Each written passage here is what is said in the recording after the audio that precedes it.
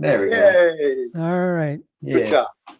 For some Thanks, reason, man. it knocks me off the platform initially, and then I come back in, and it's okay. I don't get it, but Huh. we're good. Okay. Welcome. I hope y'all had a good 4th.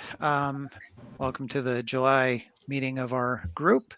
I don't know if anything was discussed about content for this group. I didn't hear chatter. So I'm assuming that no one is presenting today. Is that correct? Right. Okay. Well, given that, I guess we'll just talk to the folks around the room. So let's start with Sam. Welcome, Sam. Hey, I really don't have much to say. The only thing of any interest to me that I did this month is I filed my daughter's taxes. This is the first time I've ever filed taxes for my expatriate daughter in New Zealand, and I tried to do it electronically, but I couldn't do it electronically. So I printed it out. She's in the U.S. at the moment visiting. She's been here for a few weeks, and I did it several different ways, and and I did it in a way that she didn't have to pay any taxes. I don't know whether it's right, but I submitted it to the federal government.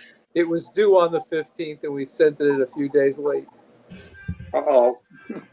She'll find out. Well, Yeah. since she doesn't owe any taxes the way I did it, there's no penalty. Well, you're live streaming too, Sam. So who knows who's listening? Yeah. Uncle Sam's listening. Uncle Sam. This That's is about it. this is to create evidence that it wasn't intentional. It's like, yeah, I tried my best. I definitely didn't defraud the government. Right. What software did you use, Sam? Well, when I work for AARP, we use a program called TaxSlayer, and when I do it for myself, I use the H&R Block program, which I've used. In other words, my experience with that program goes back to the days of managing your money on my PC. And Managing Your Money came out with a program called TaxCut. And when Managing Your Money basically went bankrupt, they got bought out. They got bought out, or at least the tax piece got bought out by H&R Block. And I used Managing Your Money until the year 2000, and that program worked fine for me until the year 2000, when I discovered that it was not what to take the client. That was the end of that. Would you prefer one over the other, Sam? What's that? I didn't hear the question. Gene, he's trying to hear your question. Gene asked if you prefer one or the other. Well, I prefer the H&R Block program. It's a PC-based program, and I have a lot of experience with it. I think it's a better program. I'm not sure exactly why, but I think it does a better job with New Jersey taxes. At least that's my impression. Although the federal government seems to have a contract with the TaxSlayer, so I don't know. Well, Sam, I've used Tax Act, which I think is an H&R Block application on the web. Uh-huh. And I've used that for like the last 7 years or 8 years and had no problem whatsoever. I mean, it's great. Yeah. You know, I think there's a little more help in the H&R Block program than in the TaxSlayer program, but the TaxSlayer program basically is required for the VITA program. So that's what the Fed uses. So That's what we use.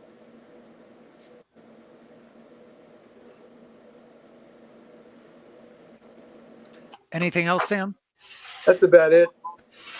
All right, thanks. Santiago? Hello. Let's say good afternoon to all of you. I right now haven't actually been doing too much with Linux and stuff like that recently because I've been me and my mom have been doing something with a house, so we've been kind of been busy doing that for like the last little whiles now, for like the last month or two. However, what I will say is one thing that I have been doing is that I did recently was I installed I installed Linux back on my well, I already had Linux on my computer, but I installed another distro on a new distro called MX Linux on my on my desktop. And so what I've been doing is I've been configuring that. Dan actually helped me with that by installing a program that he recommended me called Homebrew, which basically helps with something. I forgot what was it? I forgot really what it was again. Gosh dang it, my memory. Sorry, my memory is just kind of foggy right now. But Homebrew is yeah, in MX. It's you can use it in Linux or you can use it in Mac.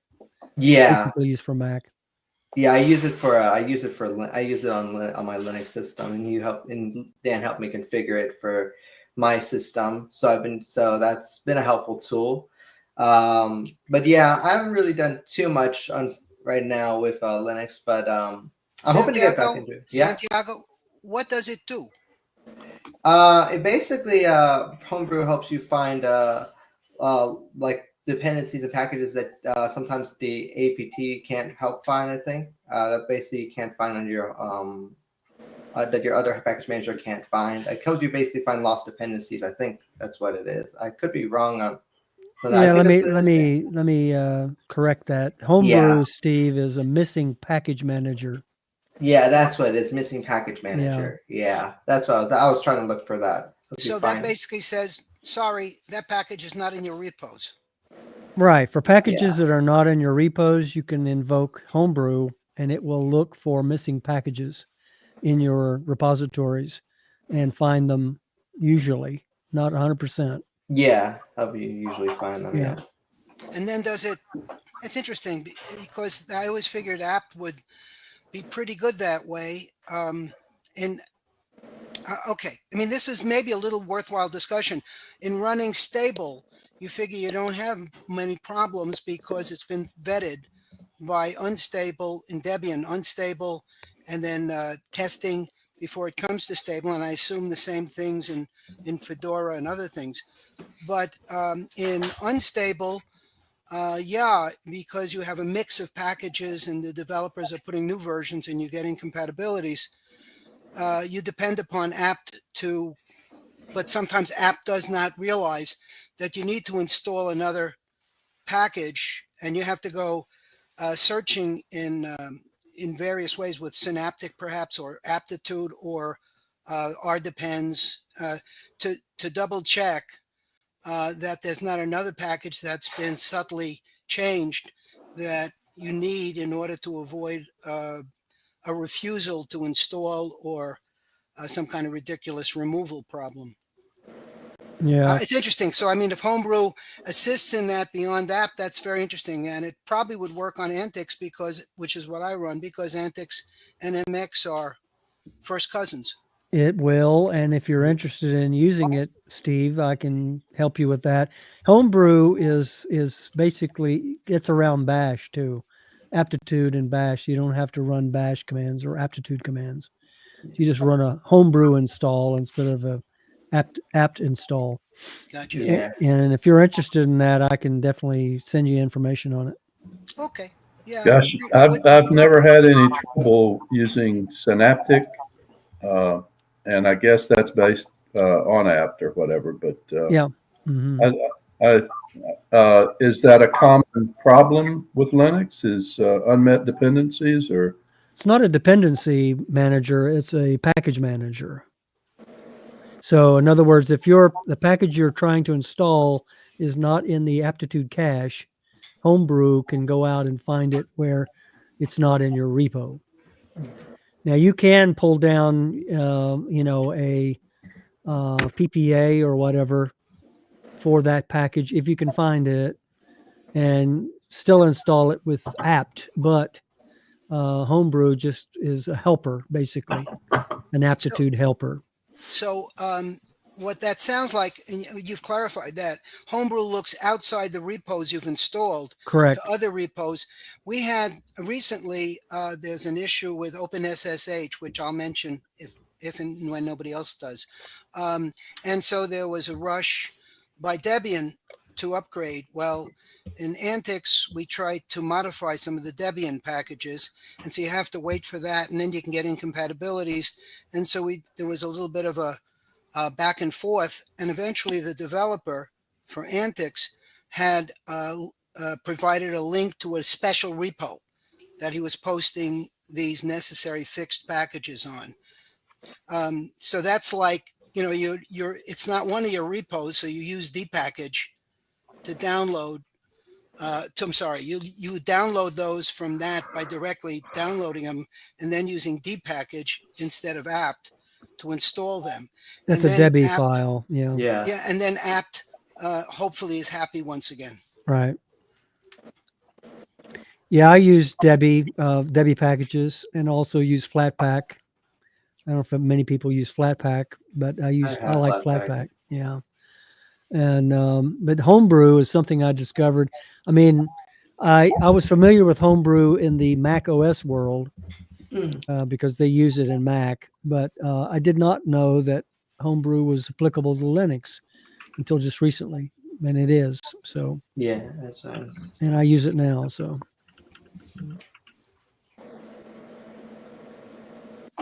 Anything else, Santiago? The only other thing I really have to say is no, actually, that's not necessary. I was going to say something unrelated, but yeah, I think that's basically actually all I have to really say for this month. Not too much, but I'm starting to get back into things again, so I'm happy about that. All right, good to hear. Dan, what else you got going on? I got a couple of things. I've been looking at. I recently went out to. I've got an account at Akamai, which is Linode. Akamai and Linode are joining forces. Akamai, by the way, I don't know if anybody uses Linode, but I have a domain at Linode, dancalloway.com, which is my personal domain. And Akamai has recently, within the last year or so, joined forces, and they're merging. And the experience at Akamai is a lot better than Linode. Oh, yeah. But I recently went up and got a new domain called HomeLab routemehome.com. And let me go there. Let me actually share my screen, if that's okay. Absolutely. Let me see if I can start share screening, Okay. screen sharing, entire screen, share. Okay. All right. So let's see if I can go there. Everybody see my screen, Akamai? Yeah. Okay. All right. So this is my Akamai account, and I've got two domains there, or two VPS servers in Atlanta, Georgia. This is the one that's my Drupal website, dancalloway.com. This is the new one, which is a Debian US Southeast. It's a Debian 12 VPS, 1 gig of RAM,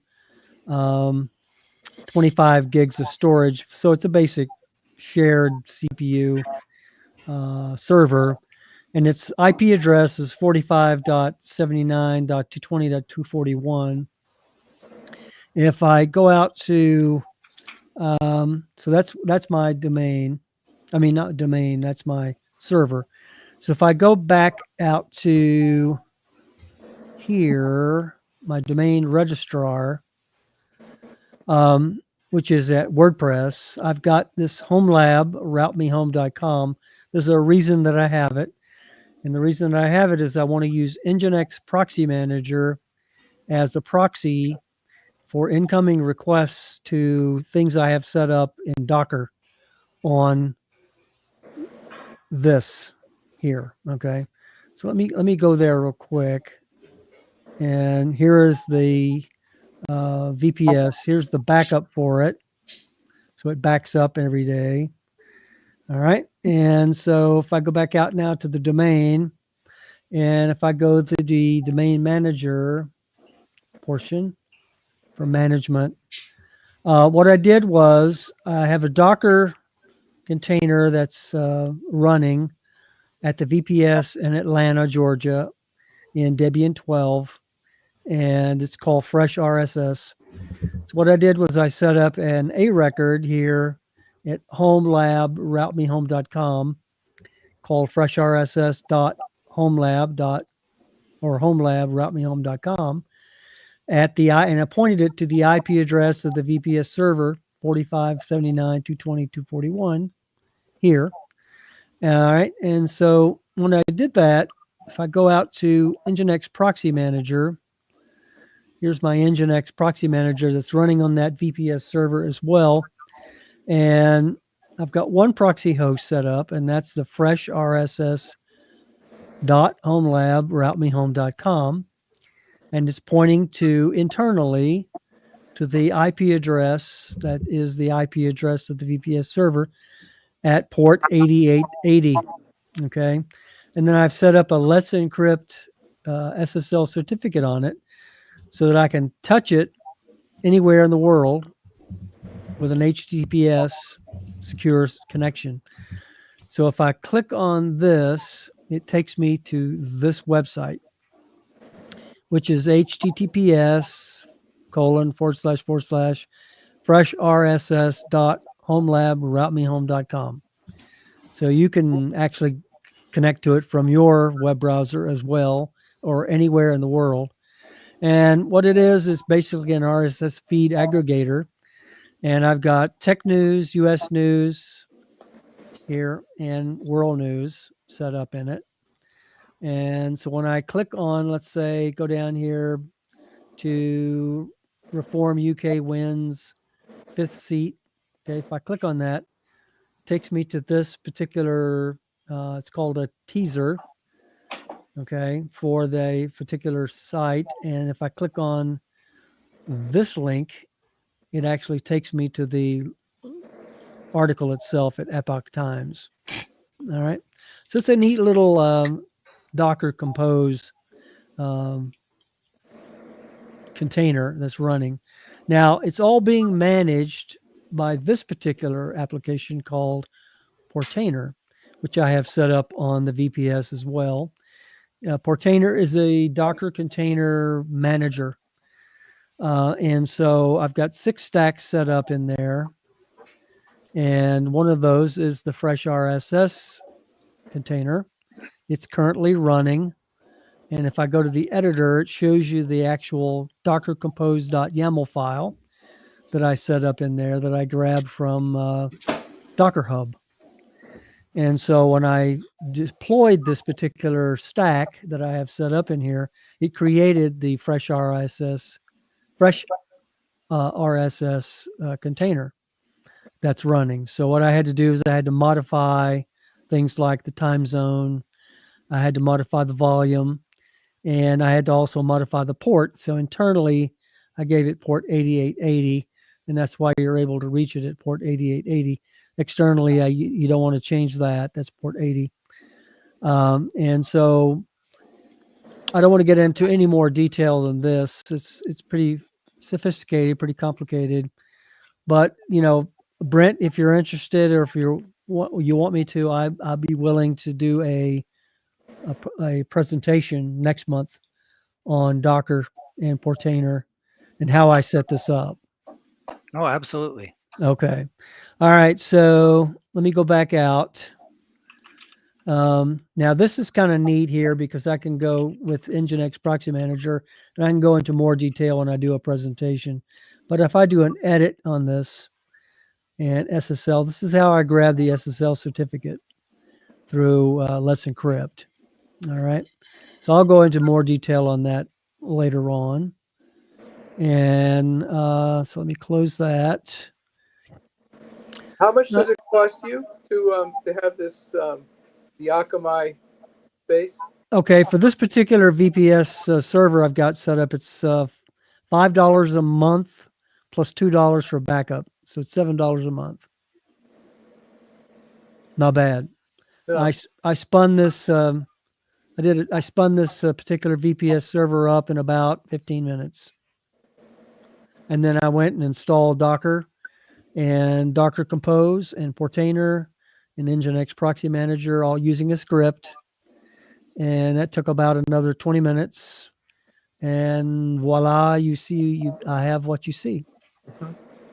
Okay. All right. So let me go ahead and close this out and close out the domain registrar. The domain, by the way, that's not free.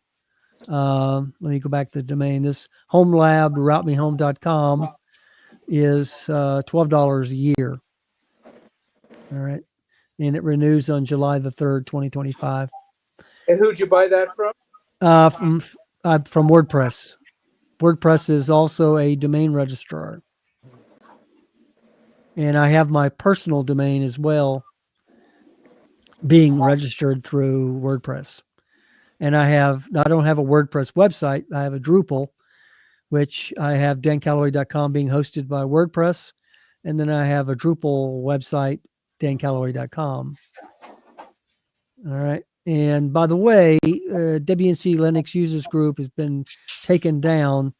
The reason for it, some folks have recently posted on the group saying that they couldn't reach it. It's because it's been taken down. Because Drupal 9 fell over when I tried to migrate to Drupal 10, and I couldn't do it. So I just took it down. So I transferred everything that was on WNC Linux Users Group to dancalloway.com. So if you go to dancalloway.com, you'll see everything that was on the other one. So let me just go real quick to dancalloway.com and show you. And there it is. And so it's all of the articles that were on the Drupal site at WNC Linux Users Group are there. And by the way, while I'm in here, there's an event that's coming up called Drupal Camp 2024. I'm going to that. I already have my ticket. And so here it is. Here's the article for it on the site. And it's being hosted at UNCA on the campus at the Highsmith Center. And it's from July the 12th through the 14th. And I'm going to 2 sessions on Friday and Saturday. Not sure if I'm going to the Sunday event or not, but it starts at 9 o'clock in the morning, runs to about 3 o'clock or 4 o'clock in the afternoon, and each day for Friday and Saturday. And here's the link to the event itself, Drupal Camp Asheville. All right. And so that's going to be held on the campus of UNCA. Alan Orovitz was going to go with me. I'm not sure if he's going to be able to go. He's having a lot of health issues right now. So I may be going by myself, solo. But I'm looking forward to that event. And it's going to give me some more Drupal training so that I can work on my website and do things like that. All right, so let me go back here, close this stuff out, and get back to still sharing the screen, I believe. Here I am. Can you see my terminal? Yeah. Okay. There's a couple other things I wanted to share real quick that I learned about. There's a web browser, 2 web browsers that you can use for surfing the web from the terminal. You may be familiar with the Lynx text browser. What you're looking at here is called FastFetch, and it's a little bit different from NeoFetch. You may be familiar with NeoFetch. In fact, let me go there. NeoFetch. This is what you get with NeoFetch. All right. This is what you get with FastFetch. It's a little more involved. It gives you information about your disks on the local system. It gives you the same information CPU, but it gives you GPU information. It also gives you information about your shell and your display, your uptime, your kernel, and things of that sort. So I prefer fast fetch over NeoFetch. Let me clear the terminal. Now, there's a couple of different browsers. One that I've discovered called Linux 2. All right. What I like about it is you can use a G switch on it and get a graphical display. And so let me go to dancallaway.com using a text-based terminal in the browser. Hit the enter key, and there it is. This is not what you get when you go to links. Okay, so you can use your up arrow and down arrow to scroll through the terminal. See that's the website that I was currently the article I was currently at earlier. Here's the self article. This is the Southeast Linux Fest 2024 that Leander spoke at. And so I have a couple of things I downloaded from that as well. So if you click on that or highlight it, hit enter, and then go down to the breadcrumbs, it takes you to the article that I have on my website for the Southeast Linux Fest 2024. Okay. You can, let's see here. You can use the up and down arrows to go up and down, scroll. As I said, you can use the page up and page down as well to page up and page down in links to. If you want to go to another site while you're in here, you can hit the G and it opens up the go to URL. All right. And then you can enter a URL. So let's say if I wanted to go to GitHub. Okay. Then I can type in https://github.org, I believe it is. And then use the tab to go down to the OK, hit enter. Server it's not valid. Nah, so that wasn't a valid. Let's go to another one. Drupal.org. That should be valid. I think it's github.com actually. All right, so here I am on Drupal.org. All right, so I jumped back to Drupal.org. Now, if I use the left arrow, that takes me back to the back page, the same as you would in your browser, regular browser, hitting the back tab button. All right, and then one other thing I wanted to show you in links is there's a bookmarking feature, and if you hit the S key on the keyboard, it opens up your bookmark manager, and you can scroll down. I have a couple of bookmarks already here.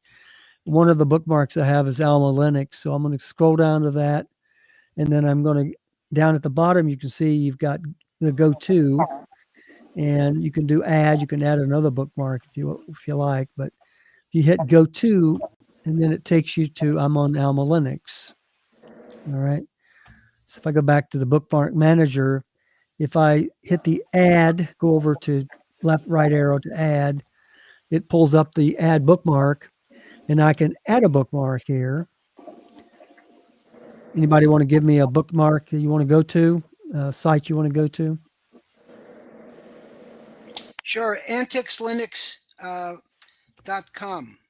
Okay, so Antics Linux. Let's see if that gets the right one, because I think it's Antics Forum, anticsforum.com. Okay, so HTTPS. Yep.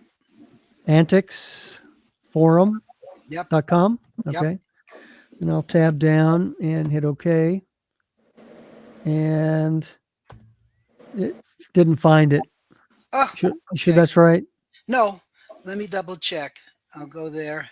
Oh, I'm sorry. My bad. Let me hold on. Okay.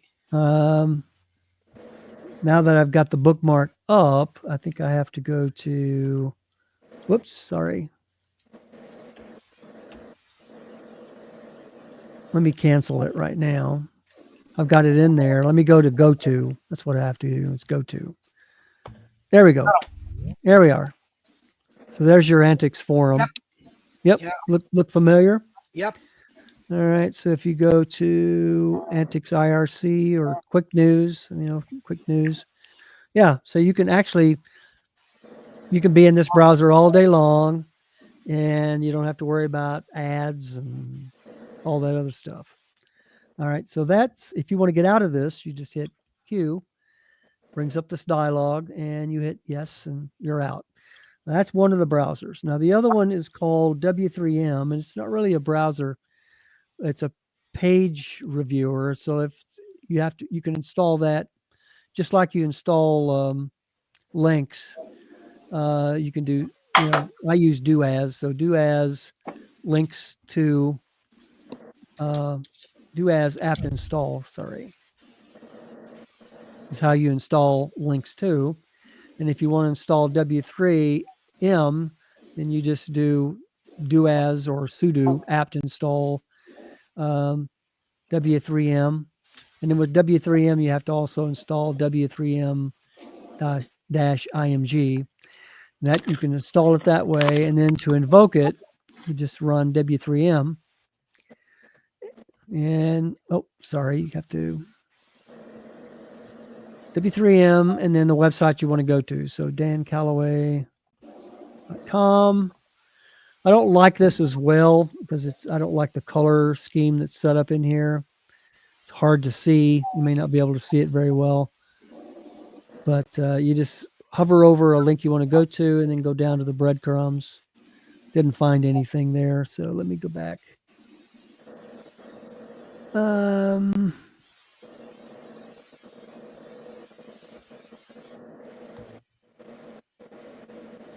All right, here we go. So there's the breadcrumb for it. So this is the link to basic information for basic CentOS 8 firewall configuration. Now, in W3M, there are a couple of commands you can use there. You can do the up and down arrows for scrolling up, scrolling down.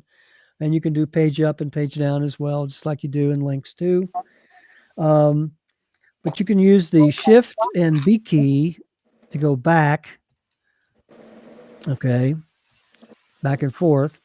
And then you can also do a Shift T, which is this is kind of neat because just like your regular browser where you have tabs on your browser, well, in W3M, you can invoke tabs.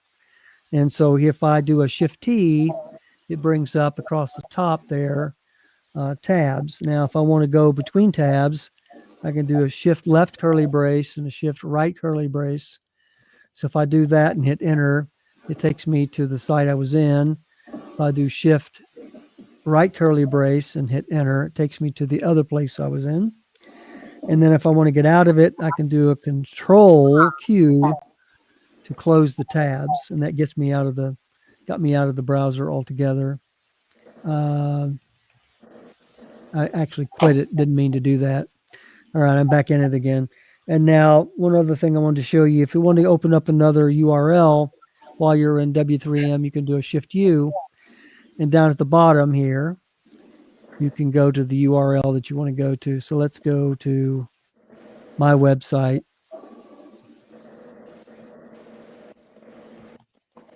All right. And so I'm back at my website. And then if you want to go to the bottom of the page, you can do a Shift G. It takes you to the bottom of the page. And then if you go back to the top of the page, you hit G to go back to the top. And then Q gets you out of it. And you just say yes or just hit enter in this case, but do a Y and get you out of it. So that's the other thing I wanted to talk about. And then the last two things I want to talk about real quick. Let me get out of this. Go back here to my browser. There is, I think I had them pulled up under my Notes app. Here we go. There are two note-taking applications that I recently discovered. I've been using Obsidian, and I really like Obsidian. I believe who was it? Somebody was interested in Obsidian. I can't remember who it was now. But anyway, LogSeq and Standard Notes are the other two that I found. Now, these two are totally open source, and you can install them easily in Linux. This one's called LogSeq, and there's the download for it for Linux. It's an app image. Here's the information about it. I can put links out to these in the chat, but here it is. It's logseek.com. Very simple. Okay. And the other one's called Standard Notes. And here's the website for Standard Notes. And here's the download for free, or there's a live demo you can try there as well. And you can install that as well. So now if I go back out here to the browser, to the terminal, I think there was an app, no, not the terminal. Let me see here. Let me go here. And if I go, what I've done is I've collected both of these. Logseek Notes. Here's the app image for it. Okay. So basically what I did was I downloaded it, got the app image. I did a chmod A+X to make it globally executable. And then I can just double click on it. And that opens up Logseek. And here it is. I won't go into this in detail, but here's Logseek. And you can use that for adding a new graph, refreshing, et cetera, et cetera. So let me close this. And then the other one is Standard Notes. And so if I double click on that, it should launch Standard Notes. And there it is. So this is Standard Notes. Both of these are free, open source, Linux friendly. And so you might want to take a look at both of those. And as I said, they're both app images. Now there is an application that you can use called Gear Lever. I haven't installed that yet, but Gear Lever is one that you can install in Linux that will manage app images so that you can, when you use Gear Lever, if you double click on the app image, it'll intervene and ask you if you want to run it as an application. And if you say yes, then it puts it in your menu. And so you would just type in Logseek and you'd get it through your menu. I'm using MX Linux here. But anyway, those are two note-taking apps that I thought you might be interested in. So when you get your stuff into there, can you get it from one note-taking app to another? Can you import into Logseek? Yeah. And yeah, you can. Yeah, and into Standard Notes as well. All right, that's all I've got. So I'm going to go ahead and stop the sharing. And so I should go back now to my...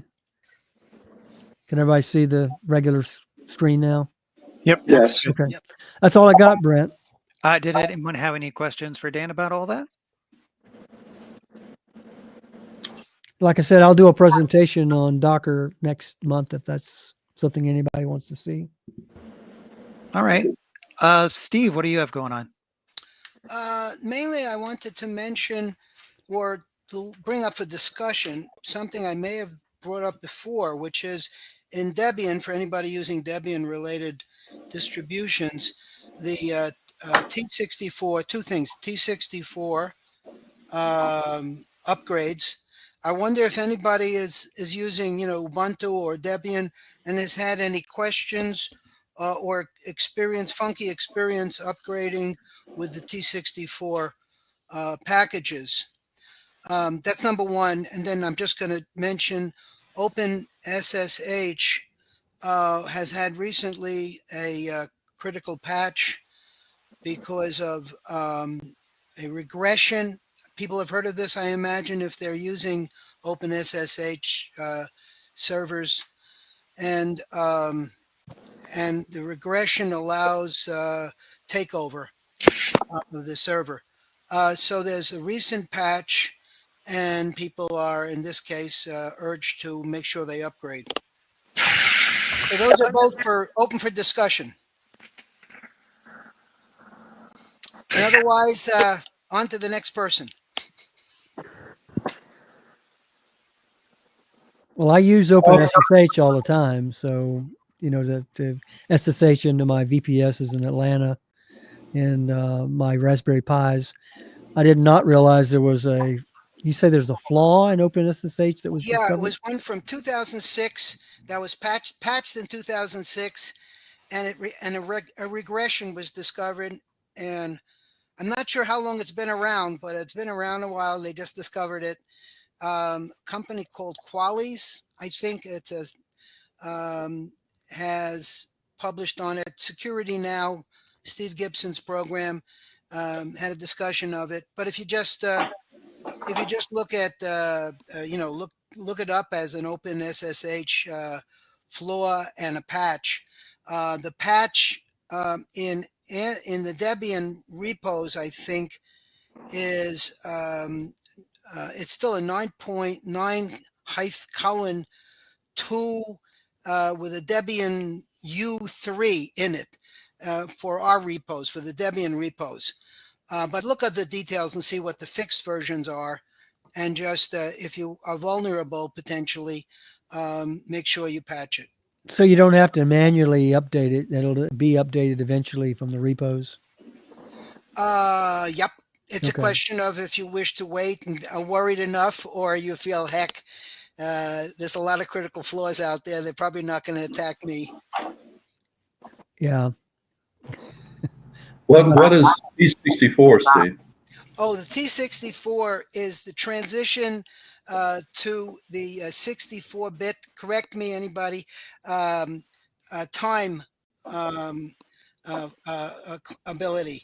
So that in 2000 there was a scream about we're coming to the end of what Linux can handle in terms of time, and it's going to roll over back to 1970. And now they're looking at, in Debian, they're working to fix the 2038 flaw That's because a Unix. okay. Unix. And yeah. but other distributions apparently have already dealt with it. Debian's a little slow, but they recently started naming upgrades T64. The problem is with apt got confused with that, at least in the unstable level of distribution, and would start saying, oh, we have to remove a whole bunch of your programs, including cups, which meant you'd be losing printing. So you had to be very careful about not just doing an apt install of these things, but looking at, making sure that you only installed what wouldn't be accompanied by a radical removal. And then you have to wait basically till all the T64 scripts are there, or till they migrate from a T64 to the next non-T64 script. And then you're back in regular. So the T64 is apparently a temporary designation to be followed by a reversion to a non-T64 nomenclature name. And anyway, so you have a mix of both. And there's one set of programs, libqt6 programs, where apparently they're waiting for. There's one or two programs that still have to be upgraded before the thing is going to make sense. So I have to be careful not to upgrade in SID. In the stable level, this is much less a problem because presumably until it's resolved in SID, it won't be ported over to the next stable until it's all working together. But for anybody who may find a funny thing where all of a sudden if you're using Debian and you're using apt, and it says, oh, guess what? I'm going to remove cups. I'm going to remove this. I'm going to remove 25 packages just to install these other 2 packages. You better be careful to be looking at those. And using apt update and upgrade, at least it warns you. And it's not supposed to remove things normally. And the only thing that's acceptable for removal is when it says I'm going to replace a regular package by the T64, because that's the next one. That's okay as long as it's not removing other things. Or I'm going to replace a T64 with the same name but without the T64, and it's the next level up. And again, if it doesn't talk about removing 25 other packages or 85 other packages, then it's probably okay to do. So if you're only running stable versions, you will, of a Debian-based distro, this may never be a problem for you. If however, you start seeing any of these, then take a careful look to make sure it's not saying remove. Normally apt install or apt upgrade pretty much installs but doesn't remove. So when you see that, especially if you see 25 packages being removed, you know it's not working right. Yeah. And by the way, FYI, Steve, I heard you reference QT6. Yes. In the tech world, it's called Qt. Oh, and same thing for 5, right? Yeah, it's Qt Qt6. 5. Qt6. Yeah. What that is you know what that is, right? Not as well as you do. Well, it's a C++ programming graphical renderer is what it is. Qt6. Thank you for the education. That's why we're here. Thank you, Pete.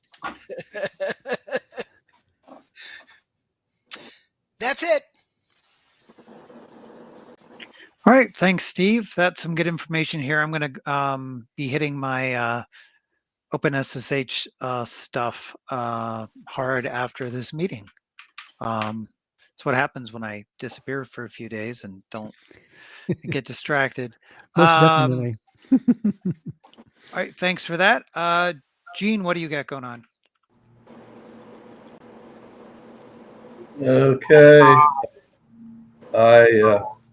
I've had some crash trouble earlier. I've crashed about 3 or 4 times.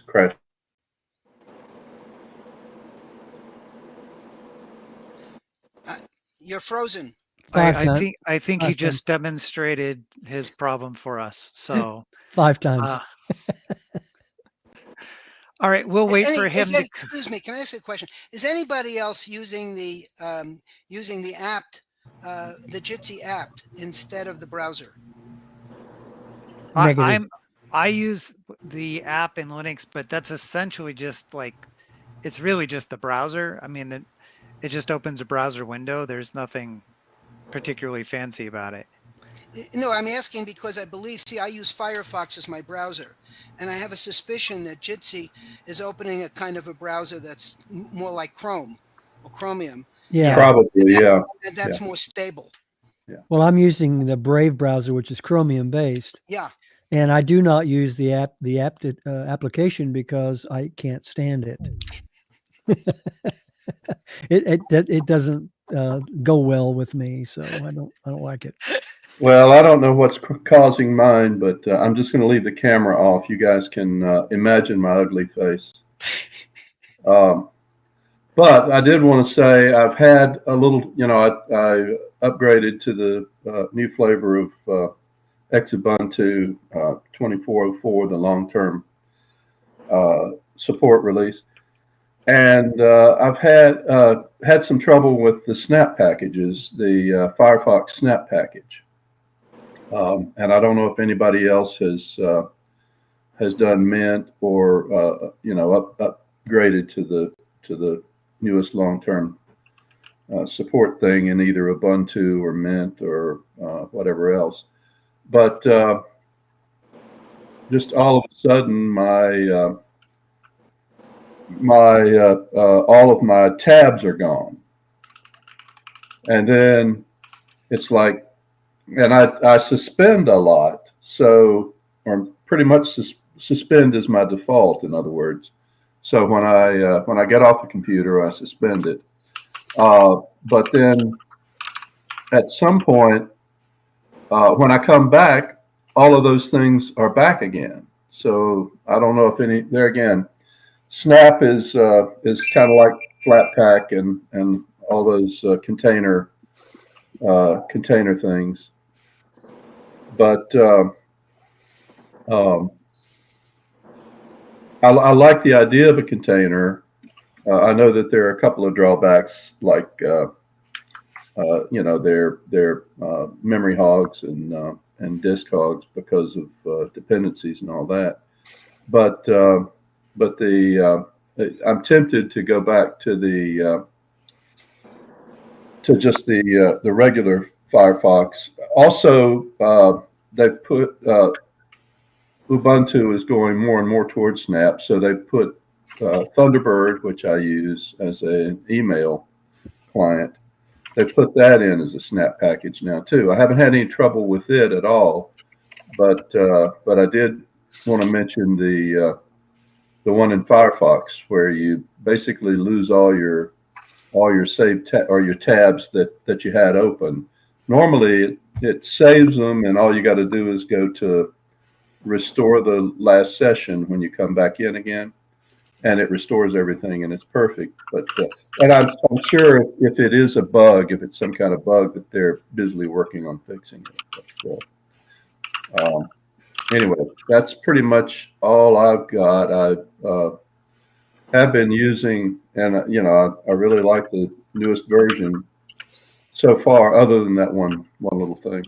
So, anyway, I'll yield to the next guy in line. Gene, I wanted to mention something before Yes. we leave you. You're on Ubuntu. It's been a while since I've messed with Ubuntu, but I recently spun up in Virtual Manager. I spun up because I saw that it was out, Ubuntu 24.04 Desktop Pro. I don't know if you've seen it, but it'll blow you away. It's fabulous. How is that different than what I use? I don't know. I mean, like I said, it's been a while since I've used Ubuntu, but it just blew me away. It was better than Debian 12, and I use Debian 12. It just is clean, crisp, very functional, robust, if you will. And it just clips along, and it just very configurable. And I just liked it. I mean, you might want to spin up a VM of it and check it out. It's 24.04 Pro is what it is. Well, the Ubuntu has come out with something called Pro, right? And it is it's like is anybody familiar with Live Patch? Live patching. Do other distros use Live Patch? Mm-hmm. Basically, if you opt into it, and I did opt into it on one of my machines, but the Pro gives you more, and I guess more dedicated updates and upgrades to whatever you're currently using.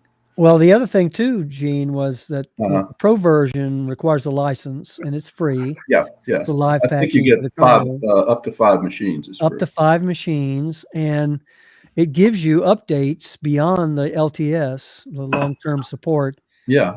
The updates run till 2038. Yeah, you get that extra. It's amazing, yeah. Yeah. I just hope I'm around in 2038. I don't know about the rest of you guys. Yeah, I plan to be. Yeah. But then I also had a question about the crashes in the automobile industry. If anybody had any more information on that, how they managed to whether it was a denial of service attack or something else. Does anybody have the dope on that? I'm not sure I understand what you're talking about. Thing? Yeah. Somebody said something. CDK. Sam? Yeah. What did you say? I didn't hear you. There was a company called CDK that had Yeah, evidently a lot of the automobile dealers were using one, what, Sam? I don't know, like a company software or something. Oh, I know what you're talking about now. Yeah. I guess for managing their operations. Yeah. Must have been workflow and more. I don't know. Yeah. So whatever it was, but it put the whole industry in a bind for about a week back there. Right. I heard it. I heard the dealers are back. I think it was a distributed denial of service, Gene. Yeah. Okay. And my understanding was CDK or somebody had paid the ransom to the Russian hackers who. Oh, so it was ransomware. Yeah. Yeah. and they paid the ransom, or they were going to pay a $10 million ransom, which sounds to me like it's pretty cheap. Depends on. That would be expensive for me. I don't know about you, Sam. Well, Now Ed probably has 10 mil, hanging around somewhere. Yeah. Offshore account. Yeah, somewhere. Anyway, I'm going. All right. Thanks, Gene. Pete. Okay. Nothing with Linux this past month, but a few cool things. I got my fiber to the home installed, courtesy of the United States government, and living in a rural and underserved mountaintop area. And it's unbelievable. It's running at 200 megabits per second. You can't even get your finger off the mouse button before the page is completely loaded up. What was that speed again? 200 megabit. I've got 369 megabytes. Yeah, but you're not in a rural, underserved area. I'm not deprived. Yeah, okay. I mean, my previous was the only way to get internet was Skyrunner fixed wireless, and that was 5 megabit per second. That's what I've been living with for 20 years or whatever. I don't know. Anyway, I am just really happy I got it. Let's see. Another thing is I cut the cord and I've been using an over-the-air antenna for about a year. It's having issues with, I think it's interference. It's either cell phone tower interference or something, and the picture would go black from anywhere from a couple of seconds to maybe 30 seconds, right at the peak point of the program I'm watching, when they're going to tell you exactly what happened and you miss it. Very frustrating. So I recently came across this gadget, which is a over-the-air TV preamp or amplifier, I guess. It's very inexpensive. It's $40. The only place I could find it was from Home Depot. I couldn't even find it on eBay. It's made by Philips, and it seems to work really, really well. My issues with dropouts and pixelation and all that good stuff have basically ceased. Every once in a while, maybe once in an evening or something, I might get a dropout, but it depends on what channels I'm watching. My strongest channels come from Charlotte, which is about 100 miles to the east of me.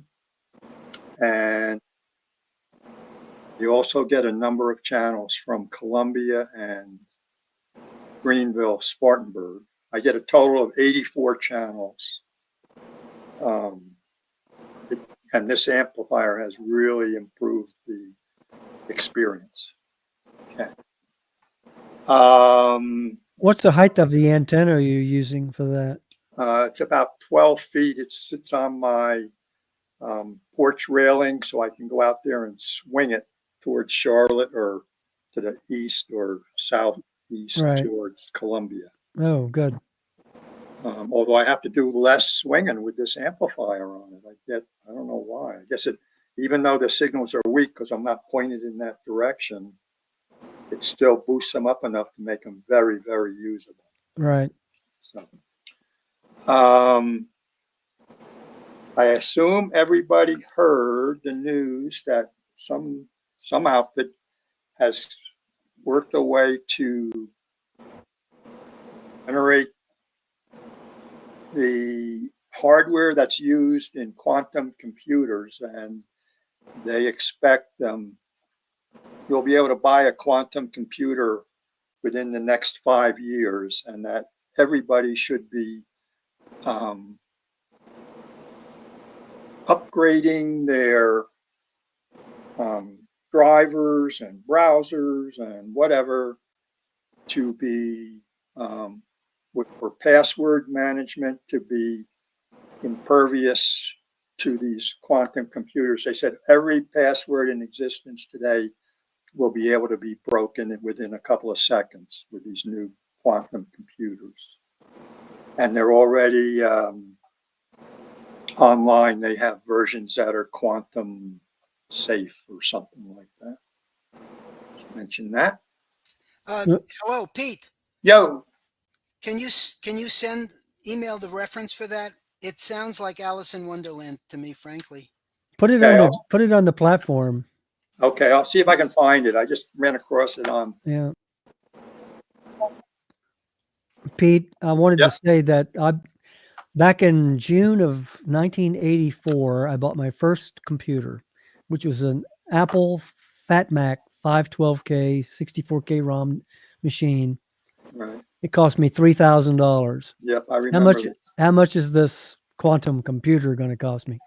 It's going to be very reasonable. It's not going to be. It's not going to be like the Lenovo all-in-one that I found a couple of weeks ago down at Brother Wolf for $8. No, it's not. But I guess it'll be. They're concerned about. It's going to be a quantum shift in computing experience. Sounds like it's going to be like the Apple NEXT computer that cost $7,000. Remember that? Yes, I do. Nobody could buy it. It was so expensive. Yep. How long did that last? A year, you think? That was a remarkable machine, by the way. Was it? I never got even close to one, and I used to maintain computers. So yep. Never saw The one. other thing, Pete, about passwords is there is ongoing, I think, a movement to basically move away from passwords. Of course, passkeys is some sort of attempt. Steve Gibson had Squirrel, which he worked on for several years, and apparently that works, except the only little problem is that sites have to buy into it. Yes. So since the newer version of passkeys is being promoted by the giants in the industry, it seems like that might lead somewhat to a different approach that to the degree that it doesn't use passwords, whatever happens with password breaking might not immediately affect that. Yeah, it's a two-factor thing. I mean, it generates some kind of a key that it sends back to your device, and it stores the key on your device. Yeah. I've recently moved to trying to migrate to a YubiKey. I've got a YubiKey. I've got a couple of sites that I access with a YubiKey, and so all you do is plug the YubiKey in. You don't even have to put a password in or anything. It reads the YubiKey. It reads. What happens when you lose the YubiKey and there's a backup for it. You've got a backup for it. Okay. Yeah. So is that a piece of hardware that you plug into your machine? It's a piece of hardware. It's a key that you just plug into your USB device. And it's very small. Very small. Like a mouse. I carry it around on my key ring. Yeah. Actually, yeah. The idea behind most things like that is it's storing a key, a private key, in such a way that it cannot readily be accessed. So as long as you have it, you have that key. But it's not straightforward to yank that key away from that physical device. And there's a lot of they have to support. There's a lot of technologies out there that work in this way, like in PKI, you have hardware security modules that hold keys in a similar way, where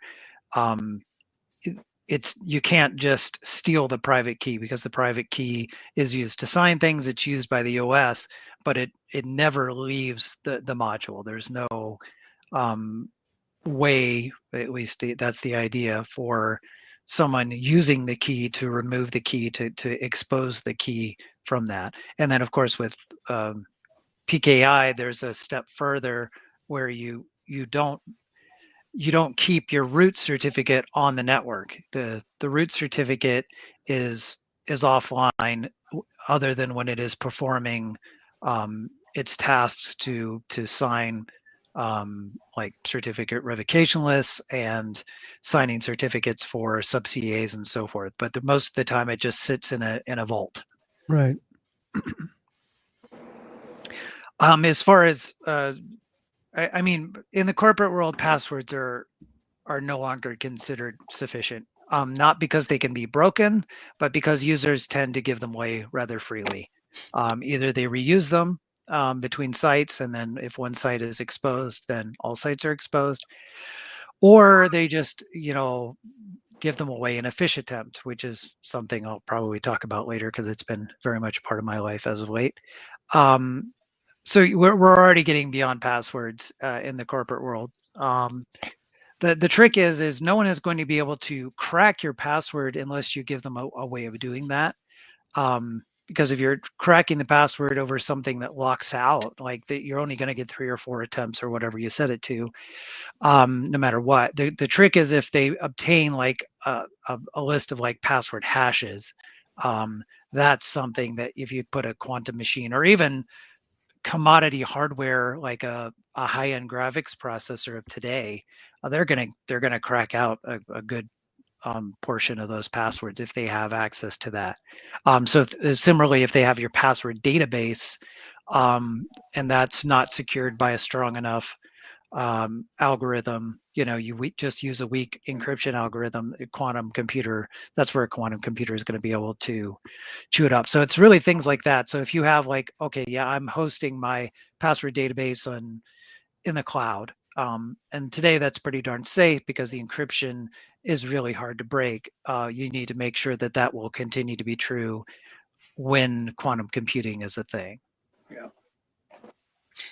I should like to say, in regard to the open SSH, this conversation makes me recall that the mechanism there is it's a race condition at a time when the timeout is occurring, and there's an instance when if you can put in the right code, you have and you do it 10,000 times. You are the average apparently in the original form of OpenSSH up to 2000 something, that it was an average of 10,000 on a 32-bit machine. It was an average of 10,000 tries, which meant that if you had that was relatively trivial.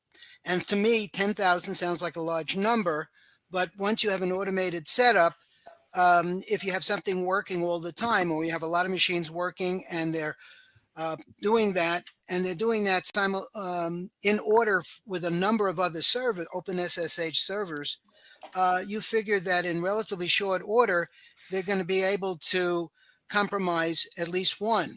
And then you're able to make a remote root shell, which gives you access to that system. So, but just the quantum computing raises the bar on how many attempts you can make, how fast on things. But if you're not using an approach that's going to be brute force is going to work that easily, then quantum computing should not be necessarily be the devil that beats all attempts at securities. I think Brent's comments are enlightening for me in that regard. So my last thing is to all you elders that are on this meeting. I just got this at the library down here in Fairview. It's a real eye-opener. It's a neurologist that's been dealing with aging issues for 20-something years and has a very different point of view and very uplifting. I've only gotten to like the first chapter, but it looks really super. So that's it for me. Can I say something real quick, Brent, before we move on? Of course. I had a scare recently in the last 3 or 4 months where I thought that I had been sent out to a neurologist and a neuropsychologist actually, and been tested with the CAT scans and MRIs and that kind of stuff, and was suspected of having Alzheimer's or dementia. And then I am seeing a neurologist in Hendersonville who is one of the best on the East Coast. And she just recently gave me the all clear. I do not have Alzheimer's. And I do not have dementia. Guess you're sleeping good at night now. Yeah.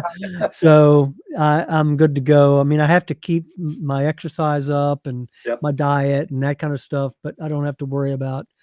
I have mild cognitive impairment, Which is not unusual. which is age related. Yep. But I do not have dementia. I do not have Alzheimer's. That's great. Good news. Well, Dan, I had you diagnosed just from talking to you that hour or so that we were together. You know, Yeah. I could have told you that. You're just too old, man. We all are. Yeah. And the alternative is not good, right, Steve?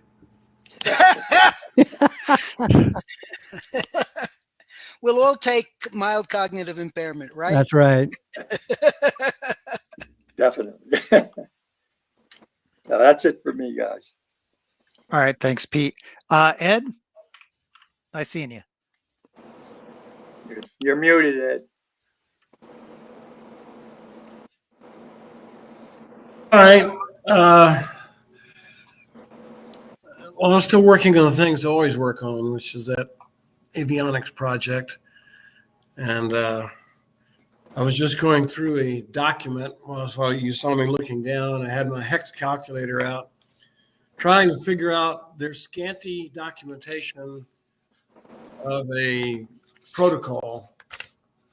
And it's hurting my brain, so it can't be good.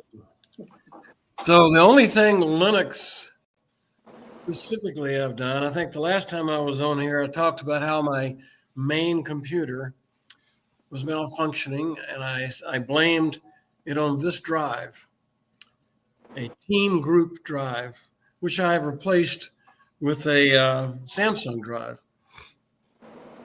Whereupon later it broke again.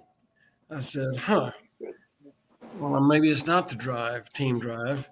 And then it started not seeing serial I/O. Uh-oh. Said, I think the motherboard has gone kaput. So I'm not using that computer right now. I'm using my little bitty small form factor Dell 7040, which I really love. It's like fast as greased lightning as far as I'm concerned. But what I was going to tell you about is show and tell. This is the drive, the hard disk drive that the SSD that I took out. And thinking it was bad, I broke it open. So I will now break it open. And there's what's inside. If you can, I don't know if that's fuzzy or.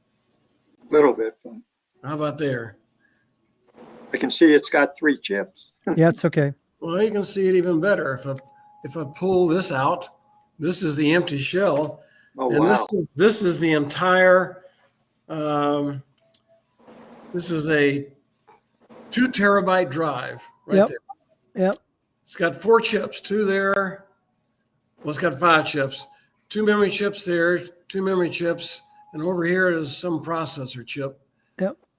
And some of the smallest components you've ever seen in your eye. NAND flash. It still works. Amazing. Yeah. I'm going to put it back together and use it, but not for anything important until it is proven to me that it's still good. But my problem is the motherboard. I have not replaced the motherboard because I may never replace it. I'm still thinking about it. I love my little small form factor machines so much that I just can't see replacing it. I'm running Linux Mint on that. Which version? The latest one, the every latest. I've been using, I use KiCad or KiCad, or depending on how you want to pronounce it, to design and printed circuit boards. And I upgraded from version 7.8, which was rock solid.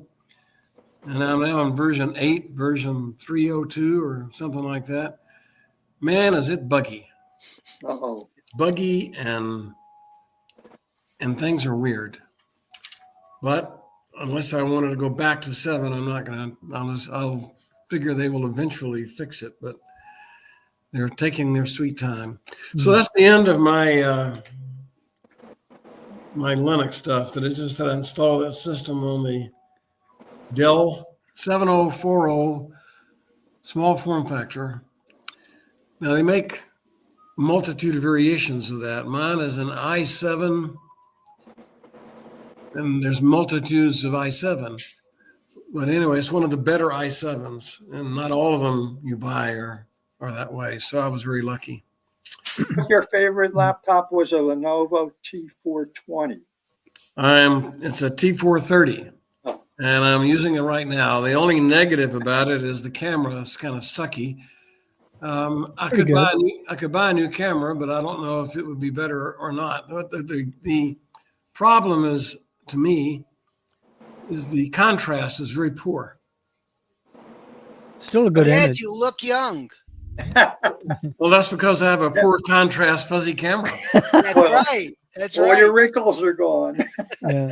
Ed, I mean, that 2 terabyte device that you just pointed out there Yep. in show and tell, do you have an idea physically about how much data 2 terabytes is?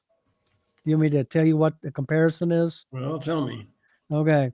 If you take a sheet of paper, 8.5 by 11, and you type and fill the entire page front and back, and lay that piece of paper down, and continue to do that process over and over and over and over, the paper would stack up a distance of 64 miles high before you would reach 2 terabytes of data storage. Wow. Dan, that would make my hands tired, and it would cost a lot of paper.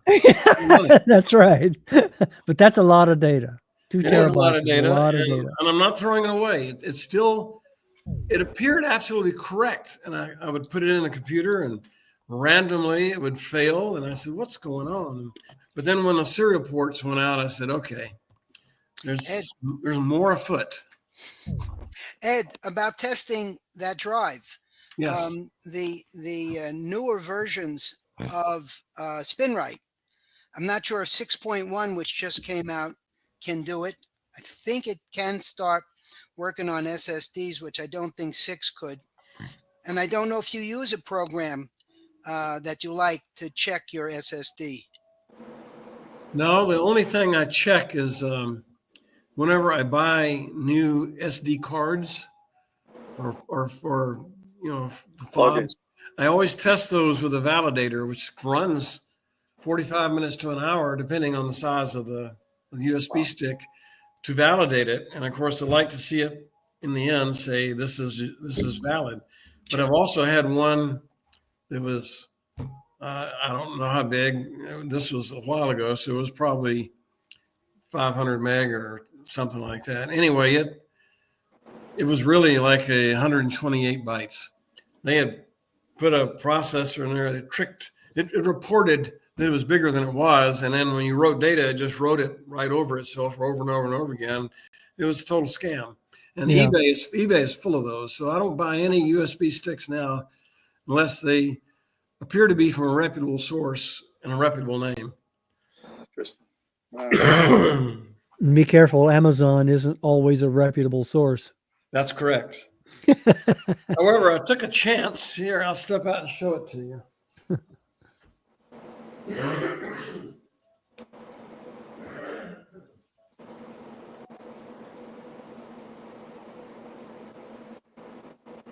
I don't know about you guys, but the pollen is killing me.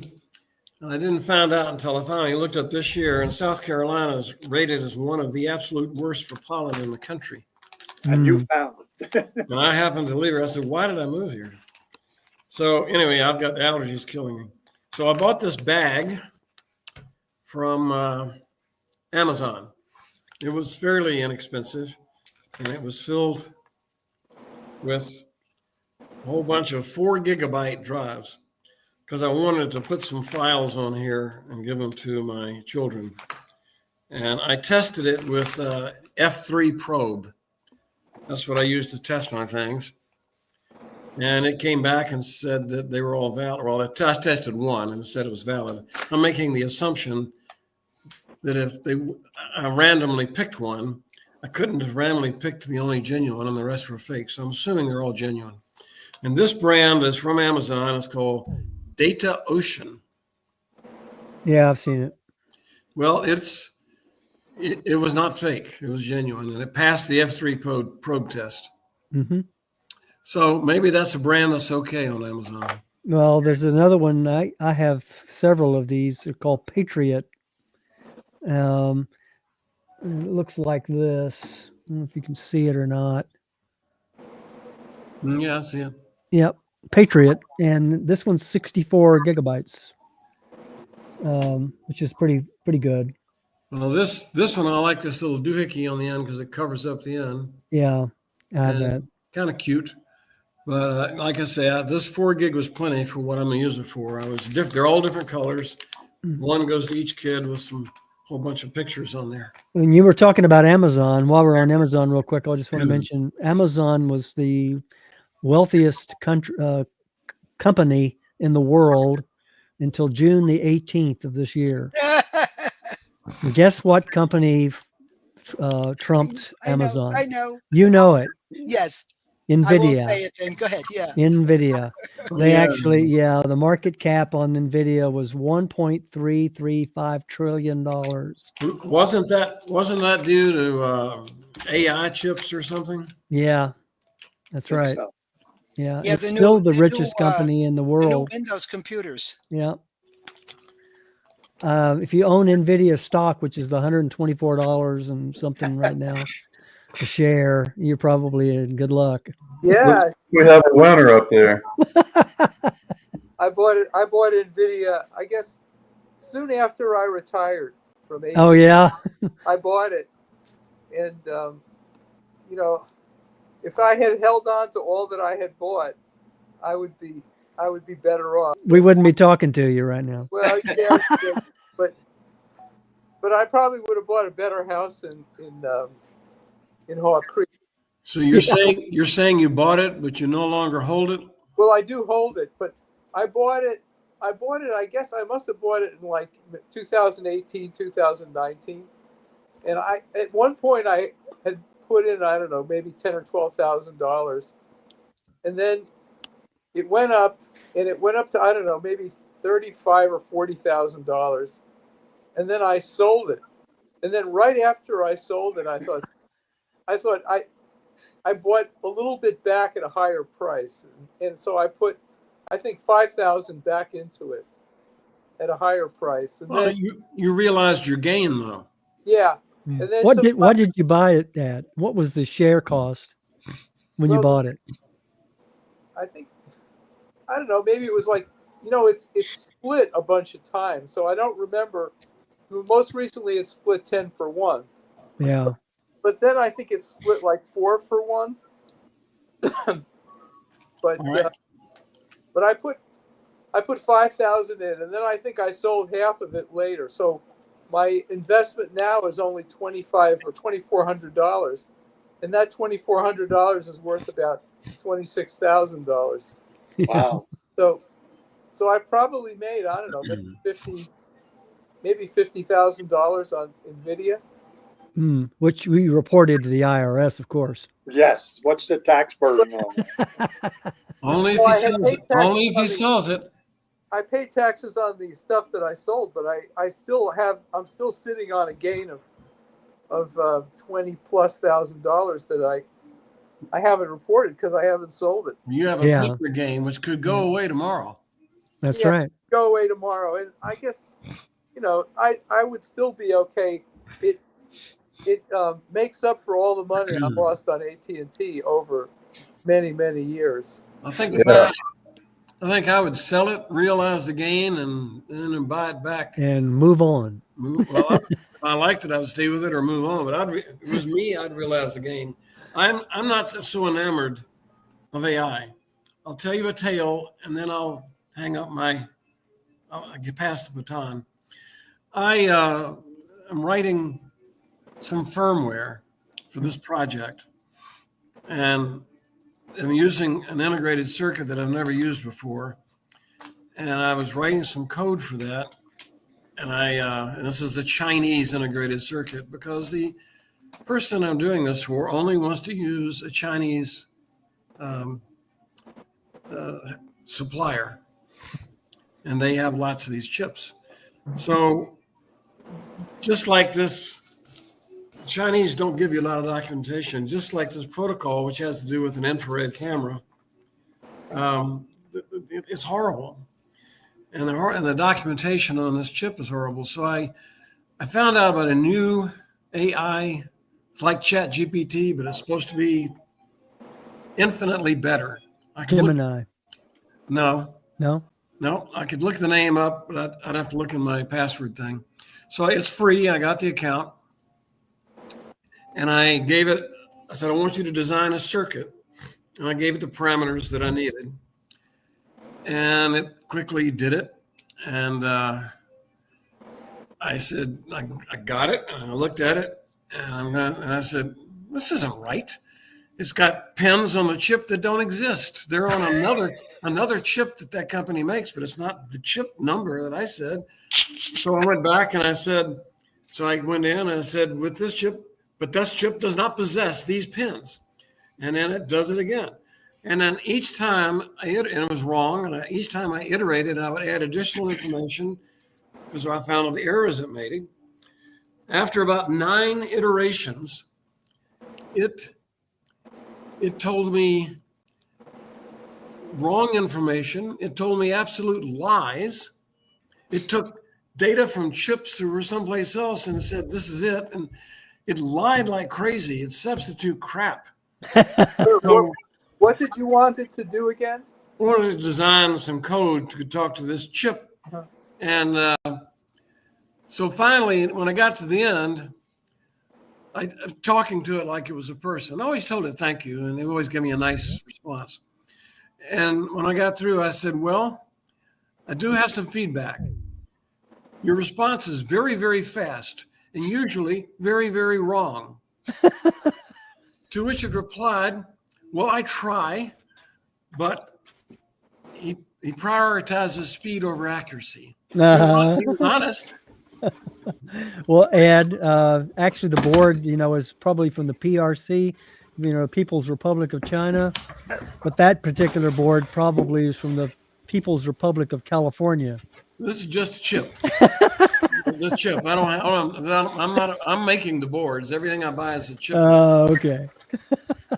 If you want to know the name of this, I can search for it, but I don't know that it's any better or worse. I read about it somewhere that this was supposed to be, 1,000 times better than ChatGPT. I said, well, I'll give it a try. Yeah. I'll tell you, it's really, really fast at making convincing sounding lies. And it does lie.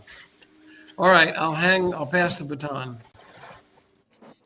Leander, why are we looking at a compressor? or Yeah, something? really.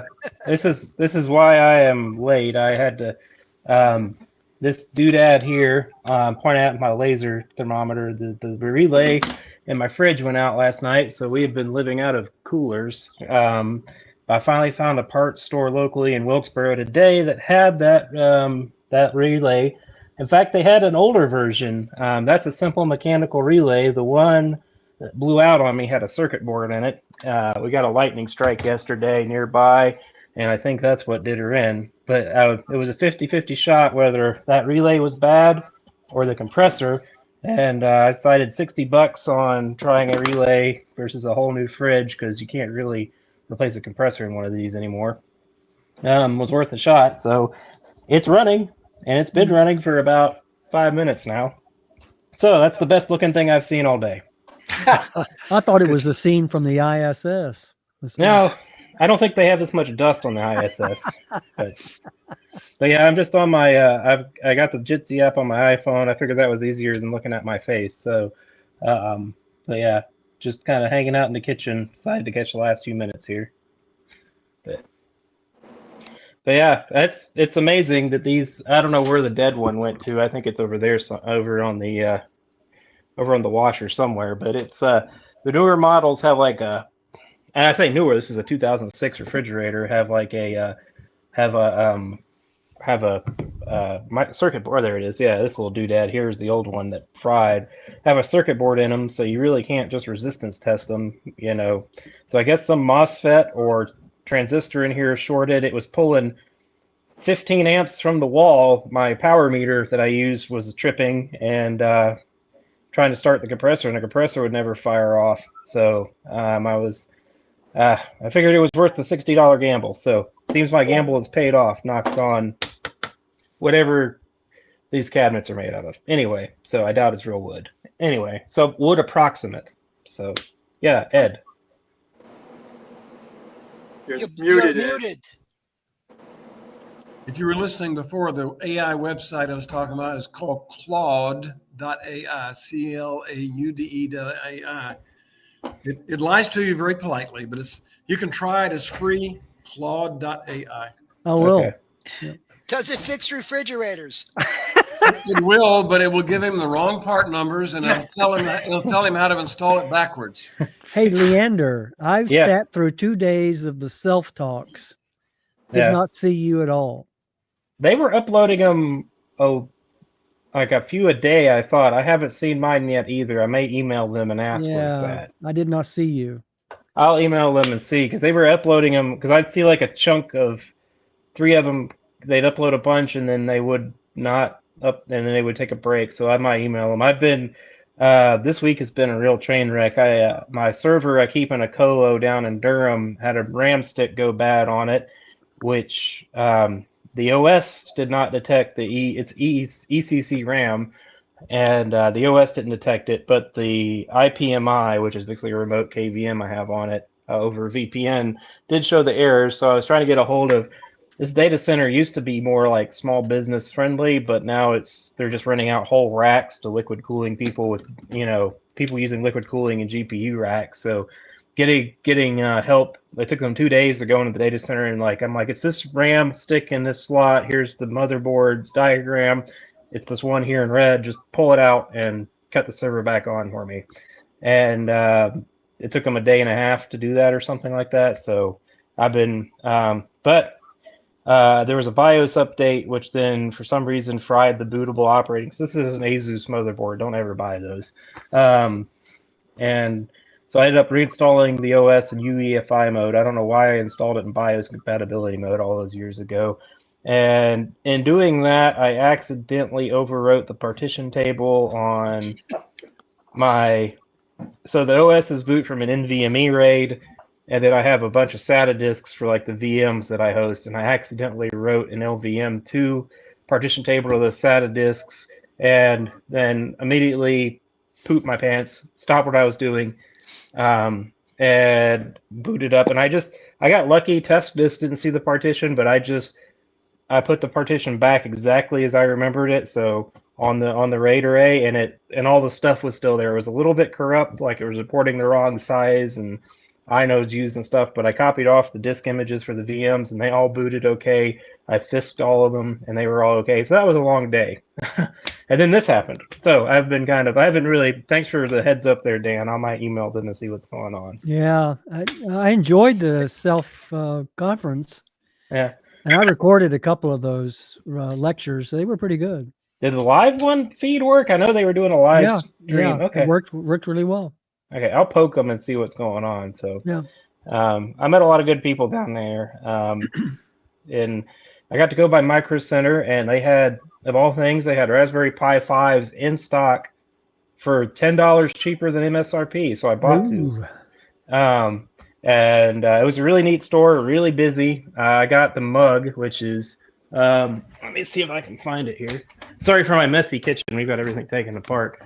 Oh yeah, this is my souvenir for going up here next to. I've got my Debian mug, but yeah, we got the Micro Center mug for going there. Really nice place. If you're in the area, I'd recommend it. And like I said, they've got all the Raspberry Pi stuff in stock.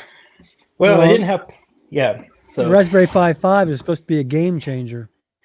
I've been playing with it. I put Alma Linux on it, and I got an NVMe case. I haven't put the NVMe on it yet, but yeah, it's supposed to support NVMe, and it's got a lot more wider OS support. Like if you don't want to use Raspberry, what do they call it now? Raspberry Pi OS.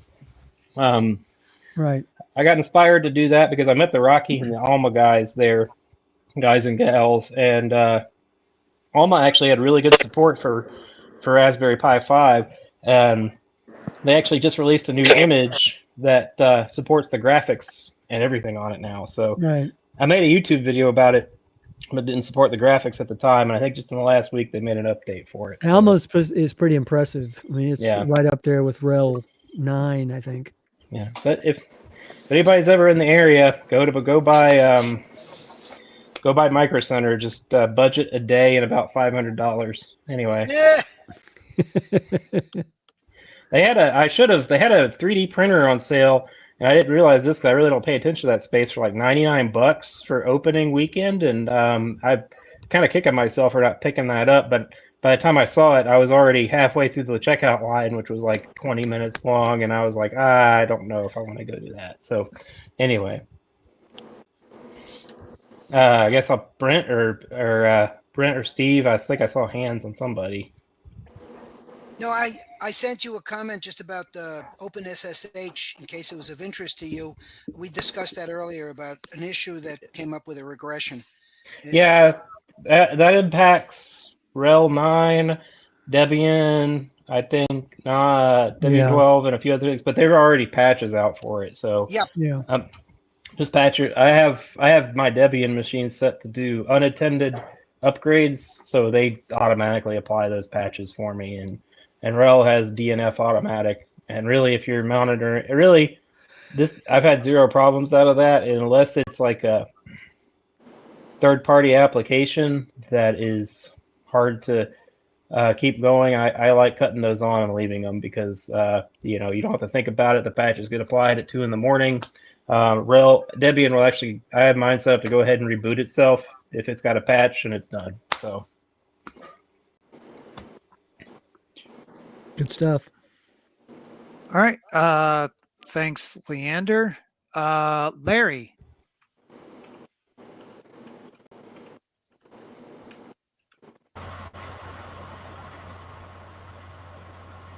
Can anybody hear me? Yep. Okay.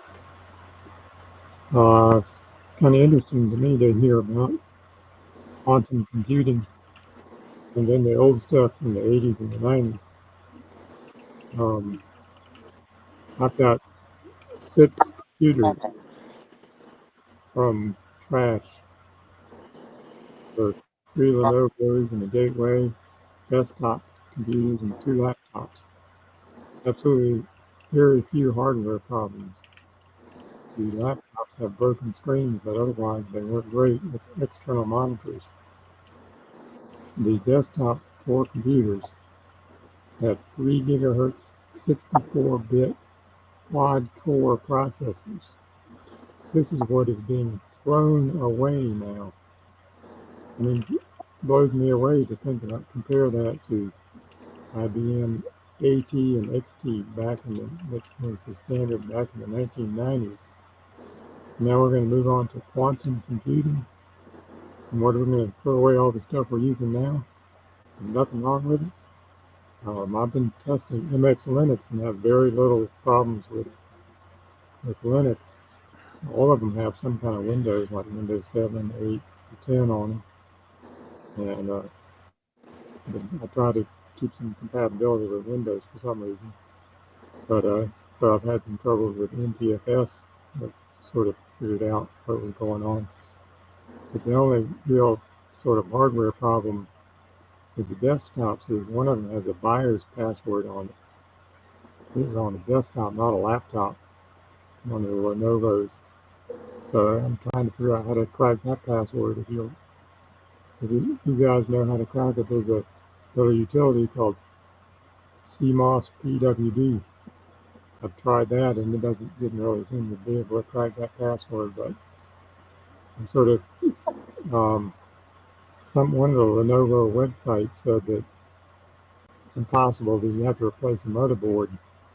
But then 2 of the Lenovo's do have a jumper where you can just change the jumper and clear the BIOS, but this particular one does not have a jumper on it. And I don't really need to get into the BIOS except possibly to change the boot order, because I like to boot off the USB devices like USB sticks or USB hard drive or something. And so sometimes one of mine doesn't seem to want to boot off a USB hard drive. It'll boot off a regular USB stick without getting into BIOS. Anybody knows how to deal with cracking a password like that. And this is a throwaway computer, just like all of them.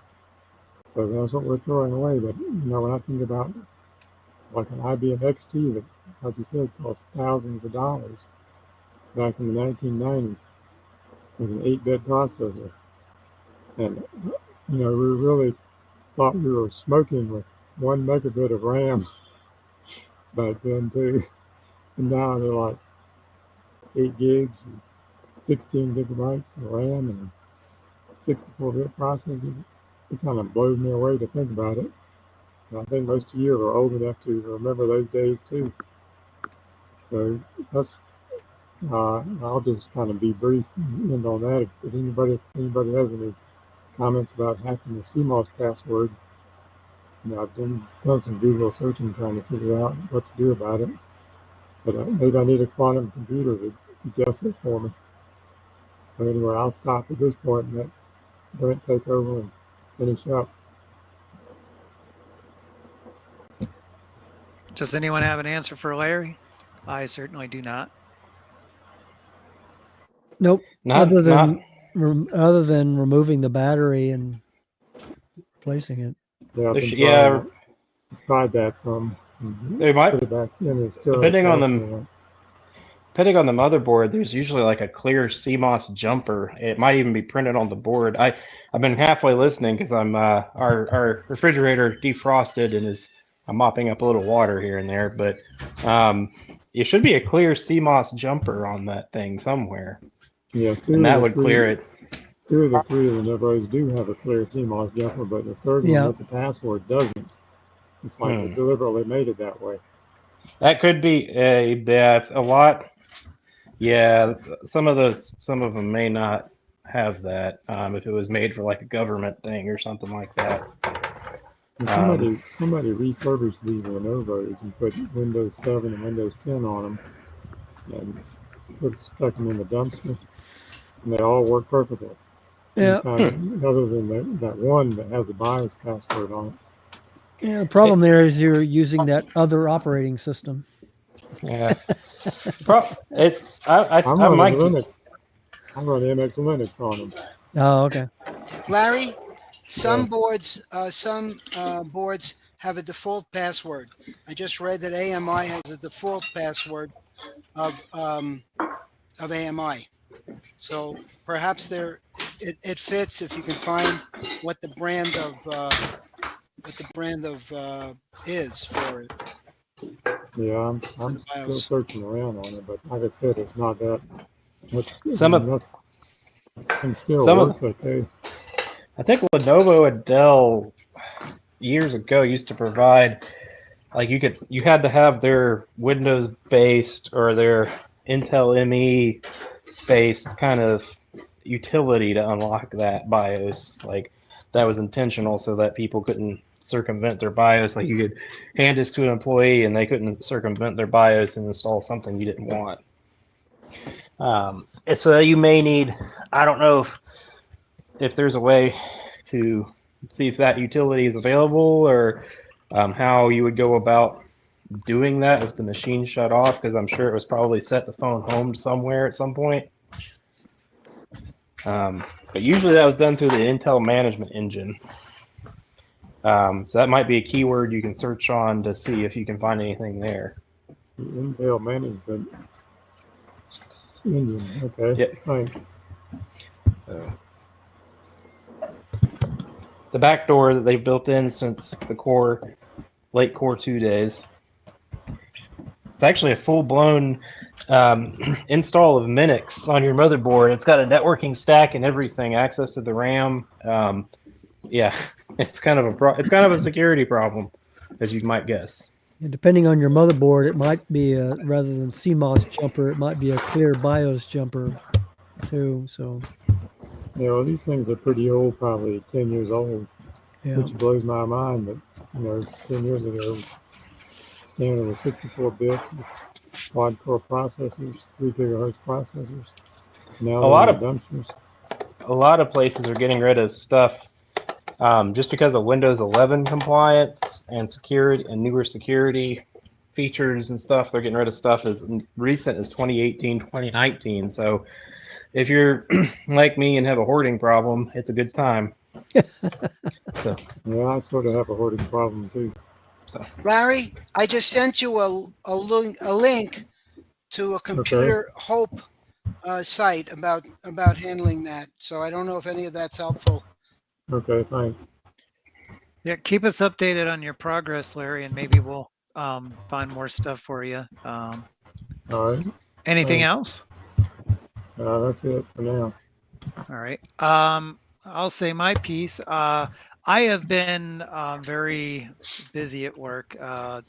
We have been targeted by some spear phishing and have had some accounts exposed because of that, and are trying to deal with, trying to protect ourselves in that regard. But also, one thing is I feel kind of bad because my Dell XPS that's been running Debian recently, and before that was running Mint. I installed Windows on it, not because I wanted Windows on it, but I needed something that supported TPM, secure boot, because because I realized that it was my virtual Windows 11, which basically has a workaround where you put in a reg key and say don't require secure boot. That made it ineligible for joining our Windows Azure domain, and that's what I was testing. I was testing Azure domain join, and it wasn't working. And I'm like, why is this not working? It's because it's not a real. It's not an official Windows 11 installation without like workarounds. I had to work around it because it's virtual and didn't have secure boot. So I'm like, well, I have this machine that originally came with Windows that I can install Windows 11 on. So I did it, and it's very sad, but hopefully, of course, this means now that I get to make a fresh Linux installation on it when I'm done testing this. So that's always fun. So probably Debian again, but we'll see. I did verify my the machine I was most worried about with the SSH thing that is exposed in certain ways to non-trusted networks. It was running Debian 11, so it was too old. Its version was too old to be subject to the regression error. Are you sure about that? I thought that was 4 years old that the error occurred, and it was only recently detected. It said, what I was reading said 8.5 through something. Okay, yeah, if it's 8.4. Yeah, if you've got an earlier version before the regression, then it should be okay. Yeah, this is up to date Debian 11, but it is Debian 11. And there wasn't a patch for it as well. I ran around the patching just to be extra careful, but no, it didn't run anything fresh for OpenSSH, and it does claim to be running 8.4 P1. So that's good.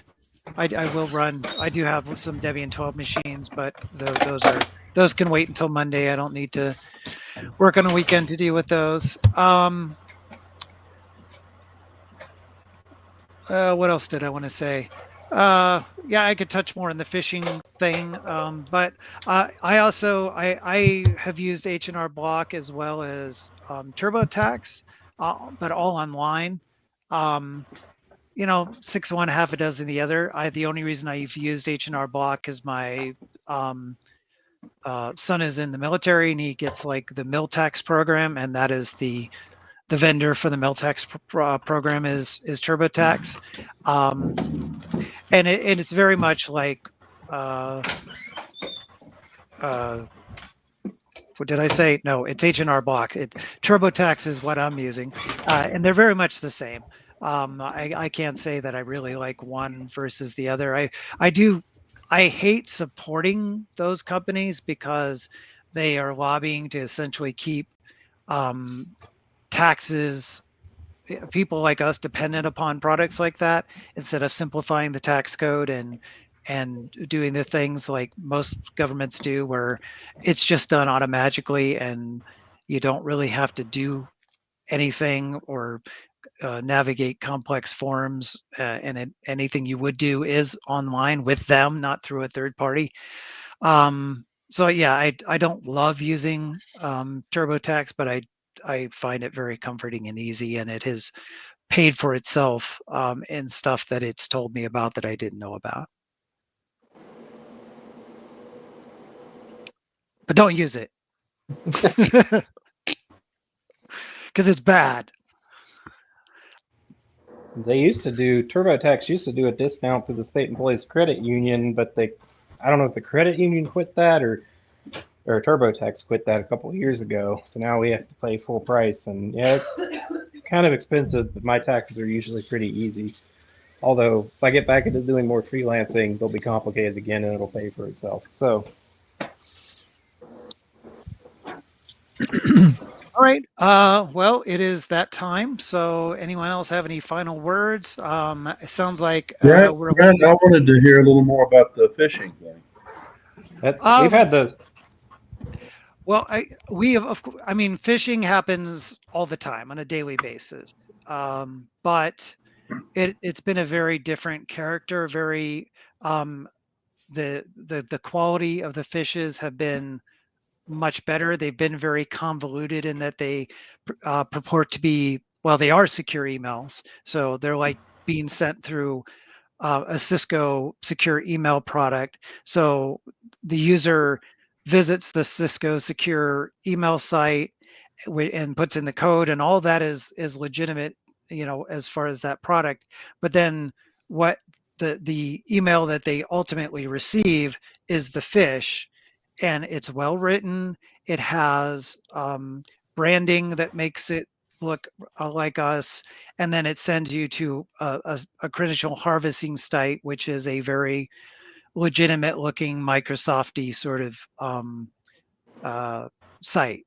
So it does a really good job of what it's doing, and it was rather successful in harvesting a bunch of accounts, which initially was problematic because we had some folks who they leveraged to send even more phishing, including an internal fish, which is the worst, because not only is it a convincing looking email, but it is coming from an internal user, which lends even more credibility.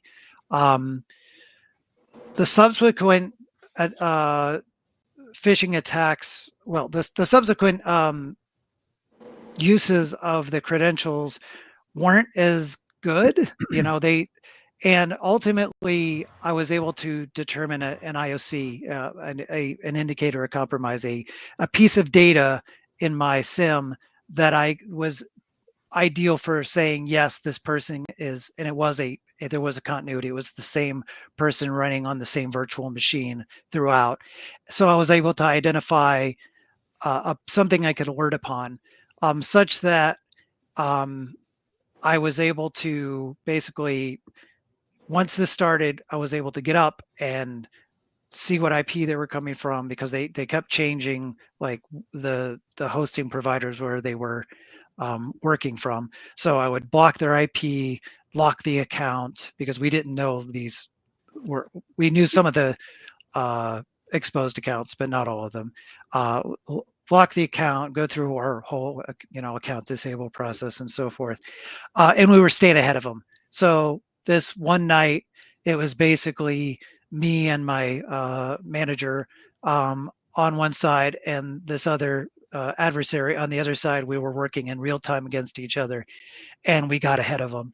And he burned through 4 compromised accounts that night, which was great because we didn't know they were compromised, and that no harm was done as a result of those attacks. And now we've taken more broader measures, sort of emergency measures, turning things off that we normally wouldn't turn off with some expense as far as convenience to users. And we're going to implement a very broad password change since we still don't know what accounts may be compromised. But no horrible bad thing has happened as a result of this, fortunately, yet. So we're hopeful that we got ahead of it and have dealt with it. And it was very much a learning experience, but it's I feel that this is just our future is one attack after another, as long as there's anything lucrative about them. Any indicator as to who was doing it? Not really. The complexity of the attack suggests some things, but I mean, competency with English, obviously, I don't think that necessarily means it's stateside. All the source addresses were US based, but that's meaningless because that's the only thing we allow. We geofence aggressively, so you can't access us from anything non-US. The time frame was, it always seemed to start like around 1 or 2 in the morning. Sorry, that's Arizona time. So 4 or 5 in the morning, Eastern time. That might be meaningful, but maybe not. No, we don't. But it was a quality attacker. Maybe not top notch because since he or she was reusing the same virtual machine, that did provide a piece of information that ultimately helped us get ahead of it. If they were more diverse and if they were a little more careful, thought it through just a little bit more, and they could have definitely made it a lot harder for us to see what they were doing.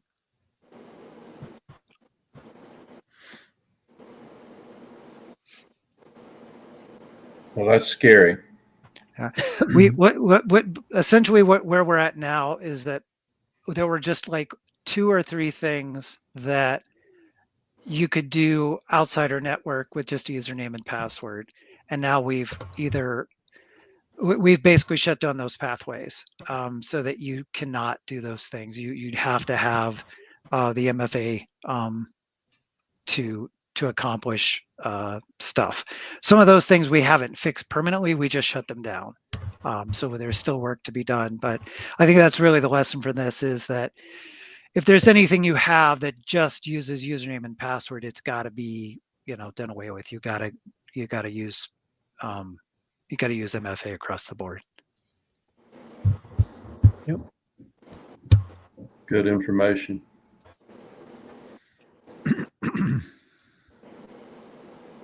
All right. Well, it sounds like we will be graced with a presentation from Dan yet again next time about Portainer/Docker. Always welcoming interesting ideas for presentations. I had a notion, because I sort of started talking about this, and I was wondering if this is too dry, but I was talking about PKI, which I have a fair experience with, and I could at least do a short presentation down the line on certificates and the related, SSL, TLS, that sort of stuff, because that is something I know at least something about. But it would be a little dry because my focus is very much in the boring corporate world. But if folks want to hear that, we can figure out some month to shoehorn that in. I was going to say, Brent, when did you want to do your public key infrastructure presentation? Yeah, not soon, just because of Okay. craziness at work. But Well, be willing to step aside and let you do it next Yeah. month if you wanted. no, I don't. Yeah, I don't want to promise something I can't deliver on. So let's do your thing, and maybe we can talk about September or something else. Okay. All right. Well, thanks, Dan, and thanks all, and see you next month. Okay. So long. Take care. See you later.